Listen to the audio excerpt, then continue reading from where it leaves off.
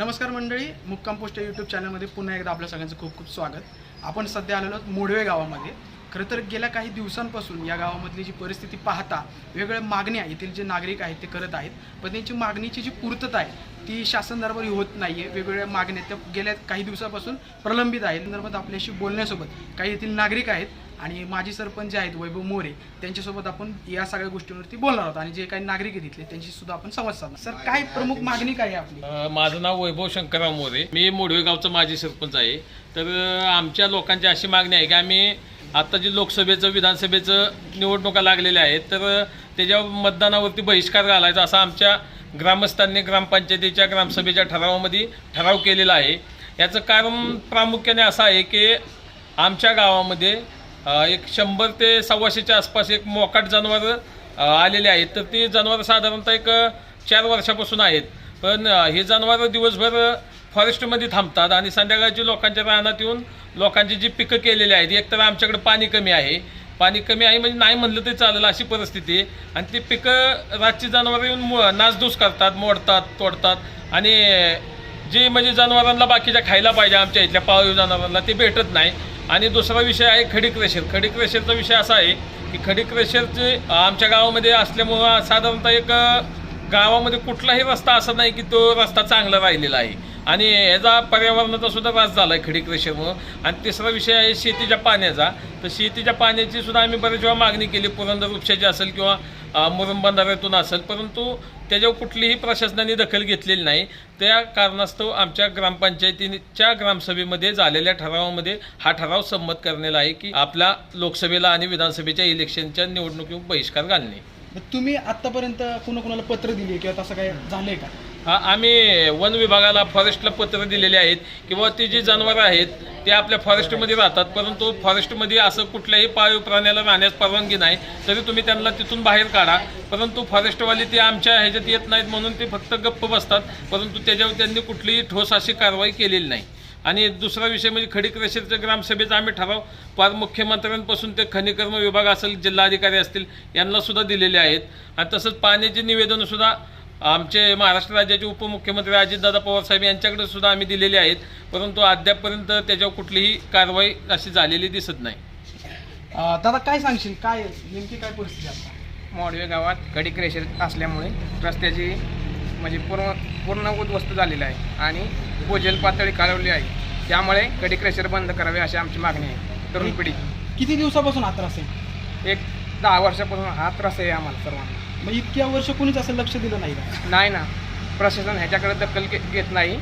वारंवार पत्रव्यवहार निवेदन देऊन सुद्धा कोणी याच्याकडे सगळ्यांनी दुर्लक्ष केलं आहे. दादा, किती आहे आपली शेती, किती आहे आणि काय एकूण समस्या काय? 5 एकर शेती, पण आज 4 वर्ष झालं ती पडीकच आहे त्या वनगायांच्यामुळं. रात्रीच्या 8ला आल्या की 4 वाजेपर्यंत पुढं बी 2-3 एकर हे क्षेत्र ते खाऊन जातात. त्यामुळे आम्ही काहीच पिकं केली नाहीत 2 वर्ष झालं. बरं. आणि दुसरं काय, अजून काय समस्या काय अजून दुसरी?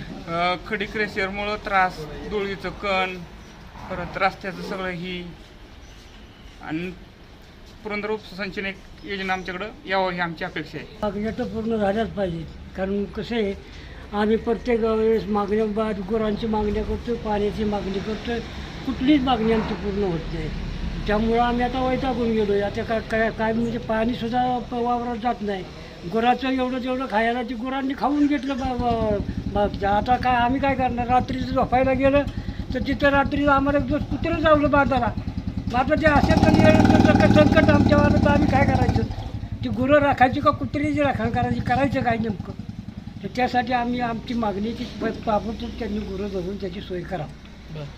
दुसरं अजून काय? दुसरं काय, पाण्याची फक्त पाणी आम्हाला कुठून तरी त्यांनी पुरंदर उपशाचं म्हणा कुठून तरी पण दिलं पाहिजे. बरं. आत्ता पाणी तुम्हाला कुठून येतं आहे? पाणी आम्हाला आता विहिरीचंच पाणी. आता कुठं पाणी आम्हाला पाणी येतच नाही कुठून. विहिरीचं ते बी वाटून गेले. आता काय करणार आहे? पुरंदर उपशामधून आपल्याला पाणी यावं अशी मागणी आहे. मग तुम्ही या संदर्भात काय पाठपुरावा केलाय किंवा कुठं काय पत्रक दिलेत का? आमच्या सरपंचांनी सर्व केलंय, पाठपुरावा केलाय, पण अद्याप अजून कुठलं काम झालेलं नाही. मग आता ह्याच्या पुढं आता शासनाने त्याची काहीतरी तरतूद केली पाहिजे. खडकी शहर संपर्क आता विहिरीच्या पातळ्या हलवल्यात, विहिरीचे कडे डासळून घरांना तडं गेल्यात, मंदिर आहेत शेजारनं, बरं मोठाली मंदिरं बांधलेली आहेत ती मंदिरं बी चिराटली आहेत. बरं मुलांना काय त्रास काय होते एकूण लहान मुलांना? लहान मुलांना शाळा आहेत जवळ, त्याच्यातनं ते वरनं पोपडं हे पडतात, बरं गाभारतात मुलं म्हणजे अशी.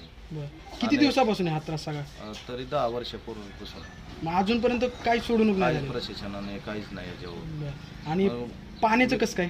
पाण्यात नाहीच पाणी ना, पिण्याचं पाणी तेवढं आहे, बरं विहिरीला याला पाणी नाही अजिबात. बरं आपली वारंवार दुष्काळाचे म्हणजे आपली काय प्रमुख मागणी काय आहे? आपण या गावचे रहिवासी आहे. खडकेश्वर हे बंद व्हावं. धुळीचं प्रमाण म्हणजे वारं सुटलं की ते कंपल्सरी डोळ्यात त्याच्यात खूप जाते ते बरं, अन्न पाण्यात म्हणजे ते चालूच सारखं बरं. गाड्या वाहतूक येणे. मग आता येणाऱ्या निवडणुकीत तुम्ही मतदान करणार आहे का नाही करणार? मग काही चाललंय ना, तर बहिष्कार टाकले. बहिष्कार टाकणार. हा काय वाटतं बाबा? आता काही या लोकांची समस्या अशी आहे की मला तशी ती थोडी आहे, परंतु लोकांची हाल पावत नाही. लोकांनी रानात झोपायला यायचं आणि ती गुरं इतका त्रास देतात आणि खडी क्रेशरमुळं कमीत कमी निम्म्या गावात एवढी मोठी हालत आहे की ते पिकं कुठली चांगली येत नाही, त्याच्यावर सगळी धूळ बसती आणि मुलांना ह्याला सगळ्या पुरुषांना सुद्धा त्या फुफुट्याचा त्रास भयंकर आहे. गावच्या दृष्टीने आम्हाला ही फार अडचणीच्या गोष्टीत, पण याच्याकडे सगळे लोकांनी दुर्लक्ष केलेलं आहे. आतापर्यंत जनावरं पकडायला बरीचशी लोक आली, परंतु कुणाचं सुद्धा त्या गुरं पकडताना कोणाला काय जमलंच नाही. गुरं सापडत नाही, काय होत नाही, धरता येत नाही, असंच चालू आहे. काय अहो सरकार काय करतं एवढं? गुरं साधी सापडत नाही म्हणजे तुम्ही झोपा काढता काय सरकार मग? एवढ्या लोकांचे हाल आहेत, अतोनात हाल आहेत गुरांच्यामुळं. आता आमच्यात खासदार आहेत, आमदार आहेत, सगळेच, परंतु एवढ्या गावाला एवढं सहकार्य करू शकत नाही. 3 गावाचं जवळ अशीच हाल चालले की गुरं 100-125 गुरं आहेत आणि इतके माजलेले गुरं आहेत. साधारण कुठं म्हणजे इथले ज्या वाड्या वस्त्या आहेत त्या संदर्भात कुठं कुठं हा सगळा प्रॉब्लेम कुठं कुठे? मोठेवाडी पहिले, भगतवाडी, उंबरवाडा, मुर्टी, अशा बऱ्याच परिसरात जोगवडी, नावळीपर्यंत जातात ही गुरं. बरं ह्याच्यावर कोणच काहीच कोणीच करत नाही. काहीच केलं नाही आतापर्यंत. निष्ठी येतात आणि पाहून जातात आणि त्या गुरांना पाहिलं की भिवून निघून जातात. अहो हत्ती वळवतात आणि गुरं साधी वळवता येत नाही सरकारला, म्हणजे काय सरकार झोपा काढतं का? मग तुम्ही जे काय इथले जे कोण वन खात्याचे लोक आहेत किंवा अधिकारी आहेत त्यांच्याशी संपर्क केला तर तुम्हाला काय तिथून त्यांच्याकडून काय काय मिळालं असेल? दिसतं येऊन आम्ही संपर्क साधायचा. अहो बरीचशी लोक सरकारी सुद्धा आली इथं आणि परत गेल्यात सगळे. याचे ठोस निर्णय कोणी घेतलाच नाही. आश्वासन वगैरे कोणी दिलं होतं? काय नाही आश्वासन नाही, काय नाही, काय नाही. नुसते येतात, बघून जातात. आपण मतदान करणार आहे काय वेळेस? मतदानाचं आता काय लोकांच्या समस्या तर सुटल्या पाहिजे का नाही? मतदान करणार की शेवटी, परंतु लोकांच्या समस्याचं निवारण काय करता येत त्याचा आम्हाला पहिला विचार आहे. लोकांच्या बरोबर राहावं लागेल आम्हाला. गावाने जर मतदानावर बहिष्कार टाकला तर आम्ही टाकावंच लागेल, आम्ही राहणार गावाच्या बरोबर. बरं, म्हणजे एकूण असं सगळं आहे की बाबा हा तुम्ही मग मतदान आमच्या समस्या तर सुटल्या पाहिजेत. समस्या सुटल्या तेव्हा काय विचार करता येईल परत. आता काय सांगू शकतो? काय झालं, आम्ही प्रथमतः आहे ना ह्याचा म्हणजे प्रयत्न आम्ही भरपूर असा केला की म्हणजे गावातल्या पातळीवर की बाबा ह्या गायी कशा पकडायच्या. तर पकडण्यासाठी आम्ही काय बाबा नागपूरवरनं लोक आणली होती, जी वाहक पकडतात ती लोकंसुद्धा आम्ही इथं आणली होती किंवा त्यांना बोलीचं इंजेक्शन देऊन गाय पकडायच्या. परंतु आमचं फॉरेस्ट 750 एकर आहे. ते अशा अडचणीचा असा विषय आहे की त्या फॉरेस्टमध्ये खड्डे, दगडं, झाडं, नाले हे असल्यामुळं कुणालाही म्हणजे त्या गायींच्या पाठीमागं पळता येत नाही किंवा गायी त्यांच्या मार्गाने त्या निघून जातात, त्या सापडत नाहीत. इंजेक्शन मारायचं म्हणलं बोलीचं तर त्या पण सापडत नाहीत. आणि असं म्हणजे भरपूर वेळा आम्ही केलं. काही ठिकाणी आम्ही वाघर लावले, लोक मुंबईवरनं सुद्धा आणली होती. आज आता आम्ही गावामध्ये एका ज्या ठिकाणाहून गायी आजूबाजूला जातात त्या ठिकाणी खड्डे घेण्याचं काम चालू आहे. तर आमच्या गावातल्या भरपूर लोकांनी वर्गणी करून सुद्धा भरपूर प्रयत्न केले, परंतु ते काही सफल झाले नाहीत. फॉरेस्टवाले नुसते म्हणतात मदत करतो, परंतु त्यांनी असं ठोस असं काही केले नाही. आम्ही अशी मागणी केली किंवा पालकमंत्र्यांना असतील किंवा आमदारांना असेल किंवा मुख्यमंत्र्यांना की बाबा तुम्हाला जर त्या गायी तिथून बाहेर जर जात नसल्या तर तुम्ही फॉरेस्टला कंपाऊंड घाला. कंपाऊंड घातल्यानंतर व आमच्या फॉरेस्टच्या बाहेर त्याचं गाय नाही आल्या तर आमच्या शेताचं नुकसान होणार नाही. परंतु आणि ते पण नाही जमलं तर तुम्ही कमीत कमी जसं तुम्ही हरणांनी शेतीतलं काही नुकसान केलं तर तुम्ही त्याची भरपाई देता, लांडग्यांनी जनावरं मारली तर त्याची भरपाई देता, तशी तुम्ही आमच्या शेतकऱ्यांचा पंचनामा करून फॉरेस्टच्या गायीत असं डिक्लेअर करावं आणि ते पंचनामा करून त्या आमचं नुकसान भरपाई लोकांची द्यावी अशी आम्ही बऱ्याच वेळा मागणी केली. परंतु त्याच्यावर काय अशी प्रशासनाकडून पाहिजे अशी काही दखल घेण्यात आली नाही. आणि राहिला दुसरा विषय क्रेशरचा. क्रेशरची तर आम्ही प्रदूषण विभागाला सुद्धा तक्रारी केल्या की बाबा तुम्ही त्यांना NOC देऊ नका, परंतु तरीसुद्धा त्यांचं म्हणजे आता कुठल्या पद्धतीने चालू आहेत पण ते चालू आहे, तर ते काय प्रशासन दखल घेत नाही. जिल्हाधिकाऱ्यांना सुद्धा आम्ही निवेदन दिली की बाबा नुसते निवेदन नाही तर ग्रामसभेचे ठराव पण करून दिले. नुसते मोदी साहेब म्हणतात की बाबा ग्रामसभेला सर्व अधिकार आहेत, तर मग आमच्या ग्रामसभेला सर्व अधिकार आहेत, तर मग तुम्ही आत्ता का नाही आम्ही म्हणतोय तर खडी क्रेशर का नाही बंद होत? जर अधिकार दिलेत तर ते बंद करा ना. आम्ही गावाने ठराव केलाय, तुम्हाला प्रशासनाकडे दिलेला पण आहे, त्याच्या आमच्याकडे पोच पण आहेत, मग तुम्ही कशात कमी पडता का? आम्ही कशात कमी पडतोय बाबा बंद करण्यासाठी? तो क्रेशरचा विषय झाला. आता क्रेशरमध्ये अशा अडचणीत की ते बोर ब्लास्ट घ्यायला परमिशन नाही, परंतु जे क्रेशरवाले आहेत ते काय करतात 60-60, 80-80 फुटाचे बोर घेतात आणि त्याचे ब्लास्ट करून ज्या आजूबाजूची लोकवस्ती असते त्या ठिकाणी त्यांच्या जी घरं बांधलेली त्यांना तडे जाणे किंवा मंदिराला तडे जाणे किंवा बाबा घरातली भांडी पडणे असे प्रकार चालू आहेत. आणि दुसरी गोष्ट म्हणजे त्याच्या जे धुलीकण असतात, म्हणजे ते जे कन्व्हेअर असतात त्या क्रेशरचे, ते कन्व्हेअर सर्व ओपन असतात. तर त्यांना वारंवार विनंती केली ती आम्ही पाठीमागं की बाबा तुम्ही ते कन्व्हेअर झाकून घ्या, त्याला बॉक्स बनवा, ते झाकून घ्या, म्हणजे धुलीकण हवेत प्रदूषण त्यामुळे होणार नाही आणि त्या परिसरात किलोमीटरच्या आसपास कुठलंही पीक येत नाही. वास्तविक ही प्रशासनाला आम्ही विनंती केली की तुम्ही या इथं बघा, पाहणी करा आणि तुम्ही त्याच्यानंतर निर्णय घ्या.